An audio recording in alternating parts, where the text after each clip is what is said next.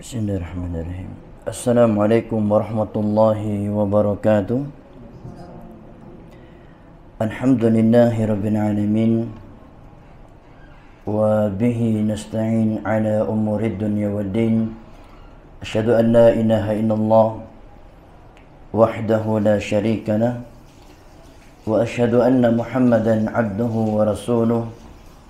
Sallallahu alaihi wa ala alihi wa sahbihi وسلم تسليما كثيرا يا أيها الذين آمنوا اتقوا الله حق تقاته ولا تموتن إلا وأنتم مسلمون يا أيها الناس اتقوا ربكم الذي خلقكم من نفس واحدة وخلق منها زوجها وبث منهما رجالا كثيرا ونساء واتقوا الله الذي تساءلون به والأرحام إن الله كان عليكم رقيبا يا أيها الذين آمنوا اتقوا الله وقولوا قولا سديدا يصلح لكم أعمالكم ويغفر لكم ذنوبكم ومن يطع الله ورسوله فقد فاز فوزا عظيما أما بعد معاشر المسلمين Ikhwani wa akhwati fillah rahimani wa rahimakumullah wa barakallahu fikum.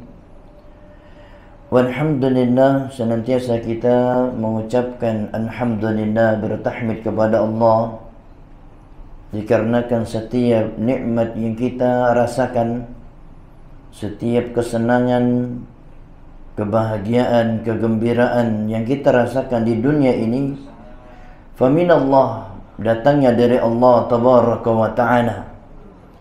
Wa ma bikum min ni'matin faminallah. Apapun nikmat yang kalian rasakan, kata Allah, apapun nikmatnya, kecil terlebih lagi yang besarnya, faminallah, semuanya datangnya dari Allah. Maka hendaknya kita semua menyadari apapun kesenangan, kenikmatan, kebahagiaan yang kita rasakan setiap harinya, kita yakini dengan seyakin-yakinnya datangnya dari Allah. Bukan karena kepandaian kita, kecerdasan, atau kelincahan kita dalam mencarinya, tapi semata-mata murni dari Allah tabaraka wa ta'ala. Maka barang siapa yang meyakini semua nikmat datangnya dari Allah, maka tidak akan keluar dari lisannya kecuali ucapan alhamdulillah bi ni'matihi, atas nikmat dari Allah Jalla wa Ala. Dan insyaallah di kesempatan kali ini judul dari kajian kita mengenai beriman kepada yaumil akhir. Al-imanu bi yaumil akhir, beriman kepada hari akhir, beriman kepada hari akhir. Yaumul akhir itu nama lain dari yaumul qiyamah. Yaumul akhir adalah nama lain dari yaumul qiyamah, hari kiamat. Maka kalau diartikan apa itu yaumul akhir, maka maknanya sama dengan makna yaumul qiyamah, hari al-qiyamah. Maka apa makna yaumul qiyamah atau yaumul akhir? Maknanya adalah alladzi yub'atsu an-nasu fihi lil hisabi wal jazaa. Hari akhir atau hari kiamat maknanya adalah hari di mana manusia dibangkitkan. Hari di mana manusia dibangkitkan dari kematiannya, dari kuburnya, menghadap Allah Subhanahu wa ta'ala dalam rangka untuk dihisab, dalam rangka untuk dihisab, diperhitungkan amalan-amalan perbuatannya, dan dalam rangka untuk dibalas atas semua amal-amal yang dia lakukan. Amal baiknya, amal buruknya, semuanya akan dibalas pada yaumil akhir atau pada yaumil qiyamah. Jadi ini makna dari yaumul akhir atau yaumul qiyamah. Dikatakan hari kiamat itu dengan hari akhir dikarenakan di hari itu tidak ada hari setelahnya, yang mana manusia tidak akan mengalami hari-hari dunia setelahnya, dan itulah hari terakhir dari hari kehidupan dunia, dan setelahnya manusia akan ditetapkan masuk ke dalam surga atau dimasukkan ke dalam neraka Allah Jalla wa'ala. Beriman kepada hari akhir atau beriman kepada hari al-qiyamah meliputi beberapa hal. Yang pertama, al-imanu bil ba'thi, beriman akan adanya kebangkitan. Jadi beriman kepada hari akhir atau hari qiyamah meliputi yang pertama, beriman kepada hari kebangkitan dari kematiannya, dari kuburannya, yang mana manusia dihidupkan kembali oleh Allah sesudah meninggal dunia. Jadi setelah meninggal dunia, manusia akan dibangkitkan kembali, yaitu ketika tiupan sangkakala atau tiupan asur, tiupan yang kedua. Jadi asur, sangkakala itu 2 kali tiupannya, yang mana sangkakala ditiup 2 kali. Yang pertama adalah tiupan kematian. Maka ketika tiupan kematian, manusia yang mendengarnya serentak meninggal berbarengan, mati secara bersamaan. Yang mana ditiup sangkakala ini ditiup di hari Jumat. Ditiup di hari Jumat. Bahkan disebutkan dalam sebuah hadis, sesungguhnya hewan-hewan ketika terbit fajar di hari Jumat sampai terbenamnya, hewan-hewan itu, kata Nabi, memasang telinganya. Dikarenakan mereka mengira hari Jumat itulah hari ditiupkannya sangkakala. Hanya manusia saja yang tidak memasang telinga dan lupa bahwasanya di hari itu adalah hari ditiupkannya sangkakala, tetapi justru hewan-hewan waspada dan manusia lalai dari kewaspadaannya. Maka ketika ditiup sangkakala, kalau ditanya malam hari apa siang hari, kalau zahir hadis mengatakan tiupan sangkakala itu terjadi di siang hari, yang mana Nabi mengatakan yang pertama kali mendengar tiupan sangkakala adalah seseorang yang sedang memberi minum ontanya. Dan biasanya memberi minum onta itu di siang hari, khususnya di hari yang panas. Yang menunjukkan zahir hadis menjelaskan kepada kita, tiupan sangkakala terjadi di siang hari. Dan yang pertama kali, kata Nabi, yang mendengarnya adalah pengembala onta yang sedang memberi minum ontanya. Ini menunjukkan kepada kita semua bahwasanya benar-benar akan ditiup sangkakala ini. Dan setiap hari Jumat, seluruh hewan, kata Nabi, memasang pendengarannya. Apakah hari itu, Jumat itu, Allah memerintahkan untuk meniupkan sangkakalanya atau asur. Maka ditiuplah sangkakala yang pertama, maka hancurlah seluruh yang ada di dunia ini, dan matilah seluruh yang bernyawa, kecuali yang dikecualikan oleh Allah tetap hidup. Kecuali yang dikecualikan tetap hidup. Mungkin ada yang bertanya, siapa yang tetap hidup ketika tiupan sangkakala? Yang pastinya ada riwayat yang sahih, yang tetap hidup adalah malakul maut. Yang tetap hidup berdasarkan riwayat yang sahih, yang tetap hidup adalah malakul maut. Dikarenakan malakul maut berdasarkan hadis adalah makhluk, termasuk makhluk yang paling terakhir keluarnya nyawanya atau matinya. Yang mana disebutkan dalam sebuah riwayat, malakul maut diperintahkan oleh Allah untuk mencabut nyawanya sendiri. Sebagaimana dulu dia sering mencabut nyawa para makhluk, giliran malakul maut mencabut rohnya sendiri. Maka dikisahkan, seandainya kata malakul maut, aku merasakan apa yang dirasakan oleh orang yang dicabut rohnya seperti yang aku rasakan saat ini, mungkin diriku tidak sanggup untuk mencabut roh mereka karena saking sakitnya. Bayangkan, seorang malakul maut merasakan sakit yang luar biasa ketika tercabutnya roh.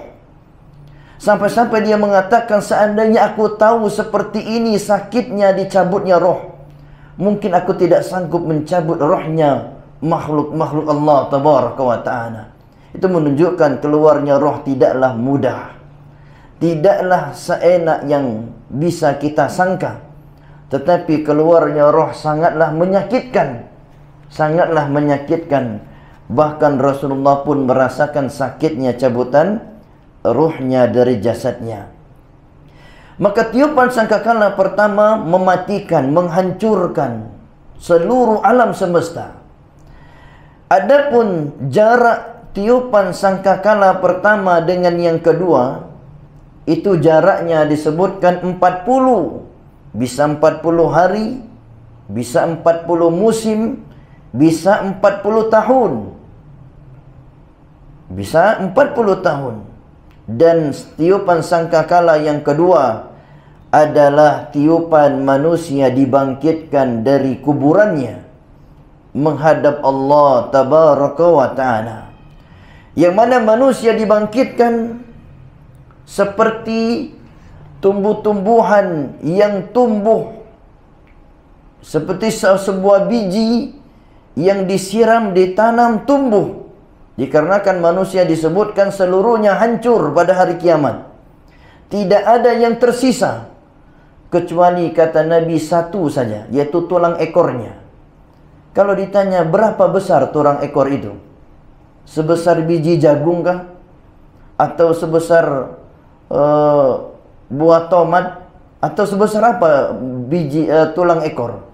Tulang ekor itu sebagian mengatakan besarnya sebesar biji sawi. Bayangkan kecilnya. Ibaratnya manusia itu ditanam dari sebesar biji sawi, kemudian disiram di hari kebangkitannya, kemudian tumbuh sampai utuh menjadi manusia sedia kala. Maka manusia dibangkitkan tumbuh dalam keadaan telanjang badan. Jadi manusia tumbuh, hidup kembali dalam keadaan telanjang badannya, dalam keadaan belum dikhitan, dalam keadaan tidak beralas kaki. Dan inilah kondisi manusia saat dibangkitkan oleh Allah. Sampai-sampai istri Nabi bertanya, "Ya Rasulullah, kalau kita telanjang, tidak berpakaian, apakah kita tidak saling memandang di hari kiamat? Apakah kita tidak saling melihat? Apakah tidak malu dilihat sama yang lain?" Maka Nabi menjawab, sesungguhnya di hari itu adalah hari manusia sibuk dengan dirinya masing-masing. Tidak ada lagi nafsu yang tumbuh melihat lawan jenis yang telanjang.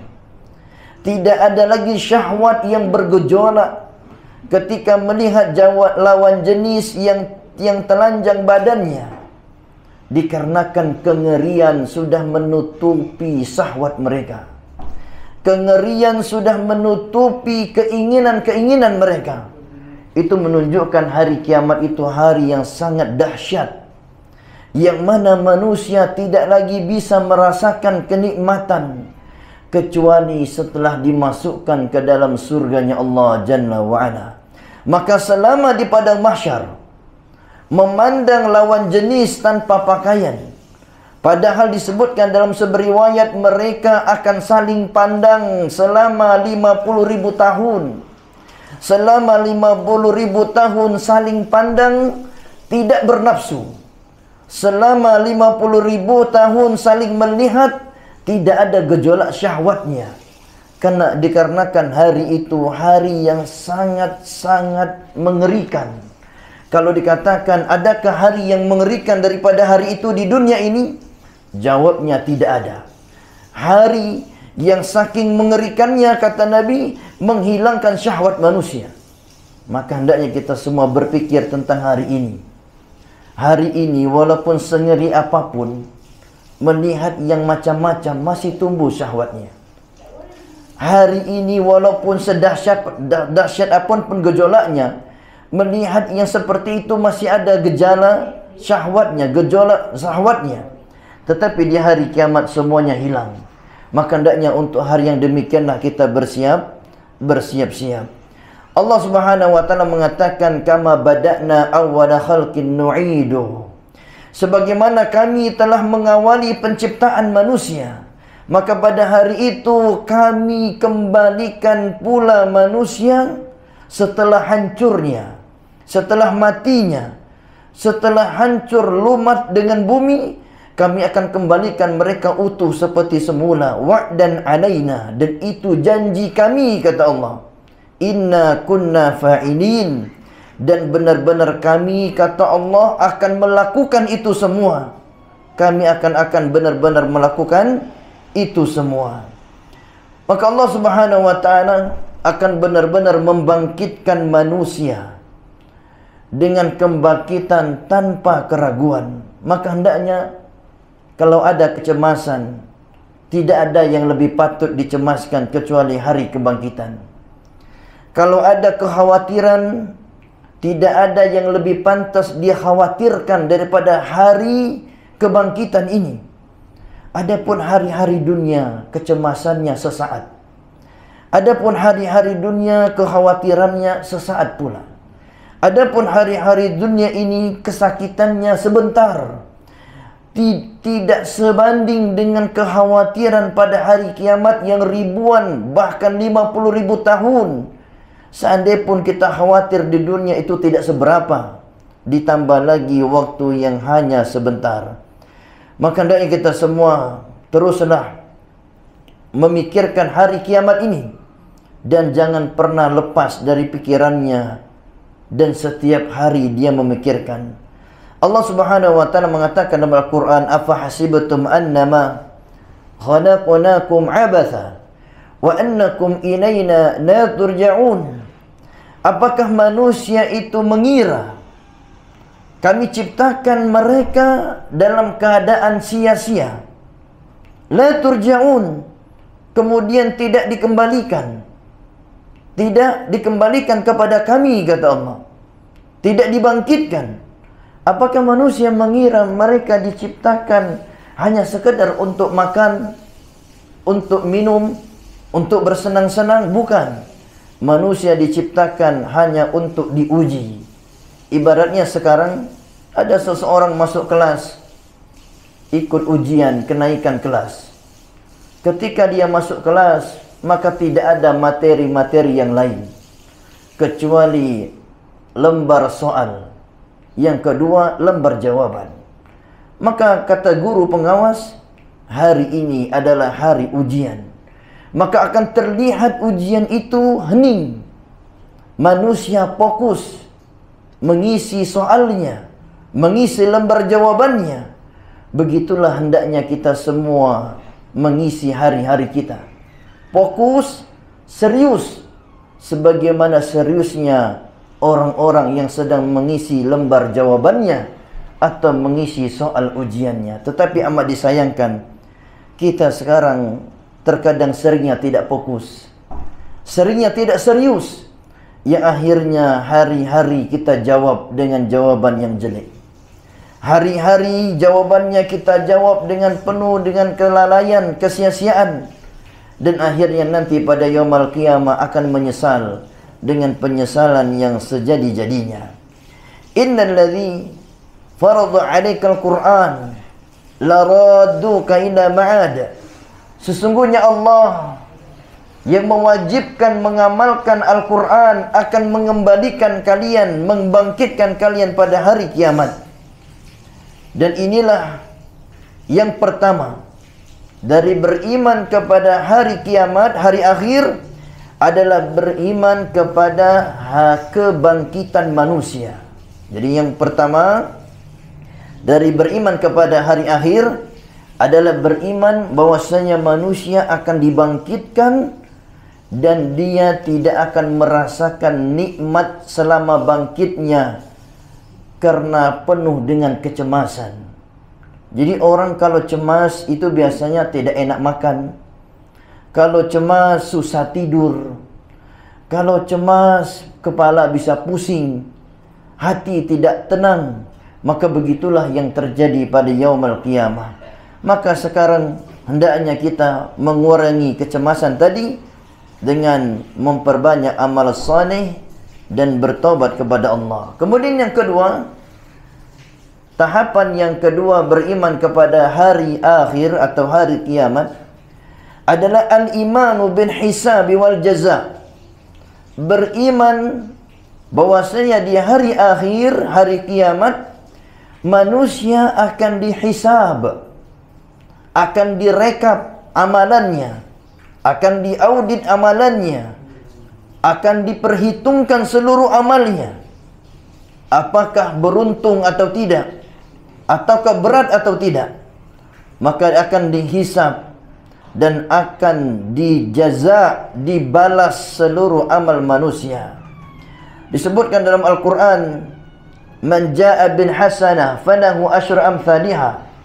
Barang siapa yang datang membawa kebaikan, akan dibalas satu kebaikan 10 pahala.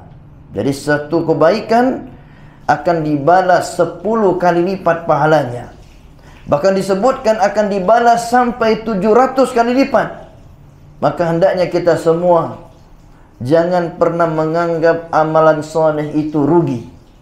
Ketika bersedekah 10.000, jangan dikira rugi. Ketika bersedekah 1.000 rupiah, tambah lagi. Ketika bersedekah 100.000, jangan dikira rugi.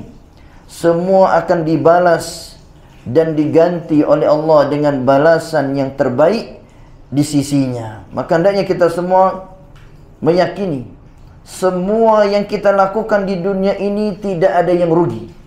Semua kebaikan menguntungkan. Adapun kejelekan itulah yang merugi. Semua keburukan akan dibalas setimpal. Walaupun keburukan sebesar biji sawi sekalipun, akan dia lihat balasannya di sisi Allah Jalla wa'ala. Kemudian yang ketiga, yang terakhir dari beriman kepada hari akhir, tahapannya adalah mengimani adanya surga dan neraka. Al-imanu bil jannati wan nari. Hendaknya seseorang benar-benar menancapkan dalam hatinya surga itu ada dan disiapkan untuk orang yang beriman, dan dia benar-benar meyakini dalam hatinya an-naru itu ada, dan benar-benar balasan bagi orang-orang yang lalai, banyak berbuat dosa dan kafir kepada Allah Jalla wa'ala. Maka orang-orang yang mengingkari hari kebangkitan ini, hari akhir atau hari dibangkitnya manusia, Allah telah jelaskan bantahannya di dalam Al-Quran. Disebutkan dalam surat At-Taghabun ayat yang ke-7. Allah mengatakan, za'aman nadzina kafaru anna yub'atsu. Orang-orang yang kafir mengatakan kami tidak akan dibangkitkan di hari kiamat. Jadi orang kafir itu mengira mereka tidak akan bangkit dari kuburannya. Nah, sekarang kalau ditanya, kita yakin tidak dengan hari berbangkit? Kalau secara lisan manusia itu yakin, tetapi secara keadaan tidak menampakkan keyakinan. Maka hendaknya kita semua bukan hanya sekedar yakin secara lisan, hendaknya yakin juga secara keadaannya, perbuatannya. Banyak orang yang yakin hari kiamat secara lisan saja. Banyak orang yang beriman tentang hari berbangkit secara lisan, tetapi hati mereka kafir. Hati mereka ingkar. Hati mereka tidak mengimani. Dan itu terlihat dari perbuatan kesehariannya. Justru manusia itu lebih yakin dengan janji manusia daripada janji Allah Subhanahu wa ta'ala. Padahal Allah mengatakan, Innallaha la yukhliful mi'ad. Allah tidak pernah ingkar janji. Giliran manusia yang sering bohong percaya. Giliran Allah yang tidak pernah ingkar janji, tidak pernah bohong, ragu. Itu menunjukkan hatinya ada penyakit. Fi qulubihim maradun fazadahumullahu marada. Ketika hati mereka ada penyakit, maka kami tambah penyakitnya, sehingga tidak bisa merasakan mana yang baik, mana yang enak, mana juga yang tidak enak. Sebagaimana lidah, kalau dia pahit, tidak bisa membedakan makanan yang lezat, mana makanan yang biasa saja. Maka orang-orang kafir meragukan hari kiamat. Allah mengatakan, Bala wa Rabbi, Qul bala wa Rabbi, latub'atsunna thumma latunabba'unna bima 'amiltum, wa dzalika 'ala Allahi yasir. Sesungguhnya sangat mudah bagi Allah untuk mengembalikan manusia. Wa dzalika 'ala Allahi yasir. Sangat mudah bagi Allah untuk mengembalikan manusia. Kita sebutkan contoh satu saja, walaupun sebenarnya banyak contohnya. Kita sebutkan satu kisah di sini. Kisah berkaitan dengan adanya hari berbangkit. Itu kisah yang berkaitan dengan kaum Nabi Musa. Disebutkan orang-orang yang beriman kepada Nabi Musa, mereka disebutkan di dalam Al-Quran ingin melihat Allah. Thumma ba'athnakum min ba'di mautikum. Setelah mereka ingin melihat Allah, Allah mengatakan bahwasanya sesungguhnya kalian tidak akan mampu melihat Allah. Kalian tidak akan mampu melihat Allah. Ketika mereka memaksa untuk melihat Allah, maka Bani Israel, Allah jadikan seluruhnya mati seketika. Allah matikan mereka. Thumma ba'athnakum. Setelah kematian itu, Allah hidupkan kembali. Ini dalil bahwasanya mudah bagi Allah untuk mematikan dan menghidupkan, walaupun manusia sudah menjadi tulang belulang, walaupun sudah menjadi bubur bercampur tanah, walaupun hanya yang tersisa dari jasad manusia itu hanya tulang yang sekecil biji sawi atau sekecil kepala semut, akan Allah kembalikan semula. Dan Allah akan meminta pertanggungjawaban atas seluruh yang kita lakukan di atas permukaan bumi ini. Maka inilah di antara yang penting kita imani, yaitu beriman kepada hari akhir atau hari kiamat, yang mana hari ini jangan pernah ada yang mengatakan masih lama. Allah mengatakan dalam Al-Quran, wa ma yudrika la'alla as-sa'ata takunu qariba. Bisa jadi, kata Allah, hari kiamat itu sebentar lagi. Dan juga dikatakan dalam surah Al-Ma'arij bahwasanya wa narahu qariba, dan kami, kata Allah, meyakini hari kiamat itu sebentar lagi. Maka kalau ada yang mengatakan masih lama, berarti dia menyalahkan Allah.